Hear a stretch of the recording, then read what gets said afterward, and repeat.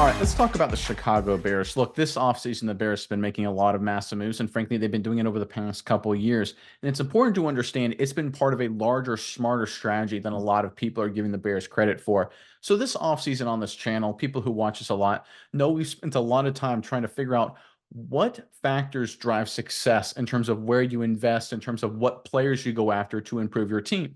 Now, obviously, you have to have a good quarterback to be successful. Everyone knows that. But outside of quarterback, where is the position group where if you put a lot of your assets, you get the most return? So, to put it simply, what position group is most likely if you've got good players to win and if you've got bad players to lose?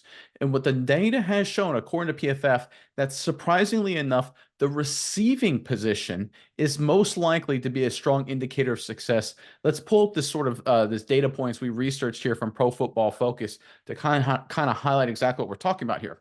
So going back the past 3 seasons, starting in 2021, the bottom 5 teams in terms of pass receiving grade, 5 wins on average. Top 5 teams in pass receiving grade, 12.2 wins on average. 2022, bottom 5, 4.6 wins. Top 5, 12.6 wins. And then finally, this past season, bottom 5 teams with pass receiving grade, 6.0 wins. Top 5, 12.4 wins.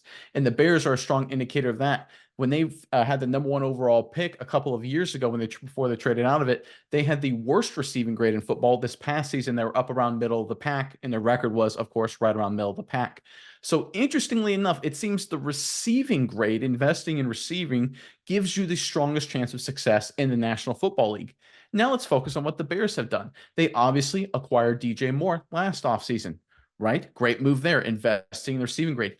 This offseason, they acquire Keenan Allen, move off Darnell Mooney, right? So there you go. We're seeing the Bears accumulate that elite receiving core that, based on the data, correlates the most with success. Outside of the quarterback position, having a strong receiving core is the most correlative statistic leading to success. That's what the Bears have discovered. That's what the Bears are doing. I think it's a smart strategy, and they could do more with that, of course, with the upcoming draft. Miles, I'm curious what your thoughts are on this data and everything the Bears are using here as part of this larger strategy. But first, Chicago Bears fans in the comments section below. Look, I knew I just threw a lot at you guys. We're kind of really getting into the weeds here, really into the analytics. But give me your thoughts on the Bears and Ryan Poles' strategy over the past couple years as a whole. Give it a grade, in fact, in terms of Ryan Poles in the front office. Do you love it? Give it an A+. Do you hate it? Give it an F. Whatever it may be, grade the Bears front office over the past couple years in the comment section below.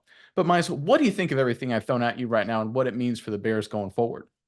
I think it's really interesting, Nick, because you talk about the Bears having a bad receiving grade. They are the first overall pick. You look even back further than that, the Panthers this past year, they were the first overall pick that the Bears have. They had pretty bad receiving grades as well. You go even further than that, the Jaguars as well, when they were the first overall pick, not having a lot of great receivers as well. The thing, the points are just, is so really, it shows so well, especially at the bottom end of things. Like, if you have bad receivers, you are definitely going to be bad. And if you have good receivers, you're most likely going to be pretty good. So I think with the Bears, I think this just shows the Bears are preparing themselves to get somebody in at this quarterback position and really thrive. They're setting up whoever they bring at the quarterback position to have the most success possible. Because if you look at Keenan Allen and DJ Moore, both are pretty much top 10 guys in receiving grades. That is absolutely phenomenal for the Bears. Maybe they get another receiver later in the draft.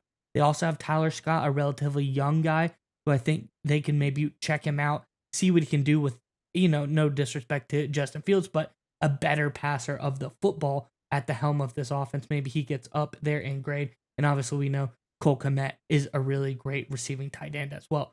So I think the Bears have set up whoever comes into this offense to be really, really good. And it's by, like you said, the proxy of looking, if you have the best receivers who will have the best pass receiving grades, you're going to have a good team.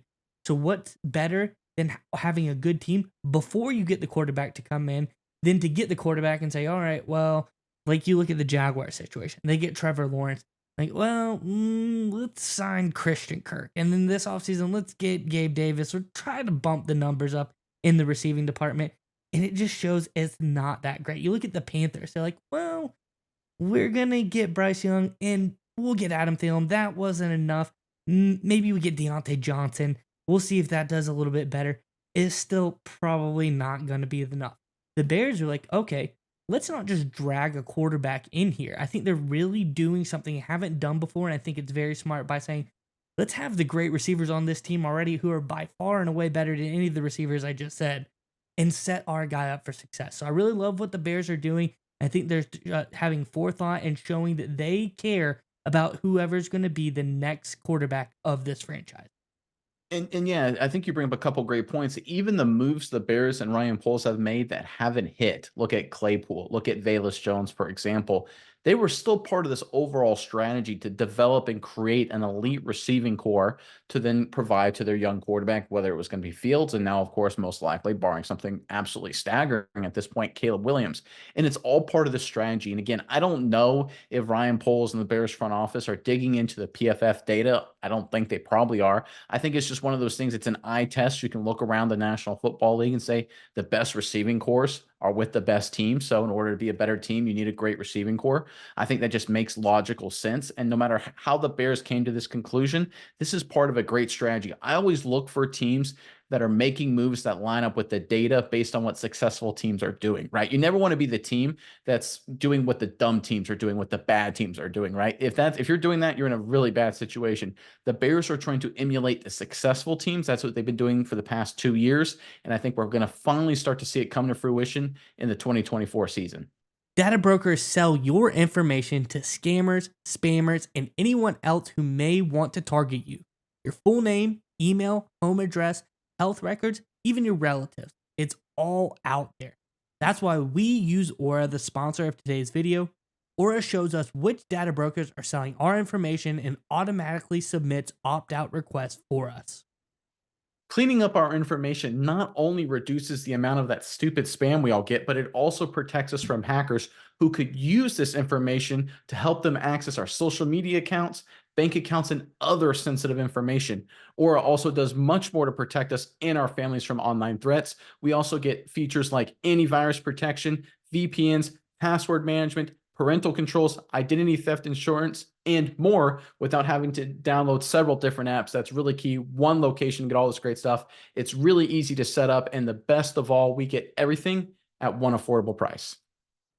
And you may already have one or two of these tools already, but not having Aura is like locking the front door and leaving the back door wide open. Aura is always on doing the hard work to keep you safe so you can focus on other tasks and have peace of mind.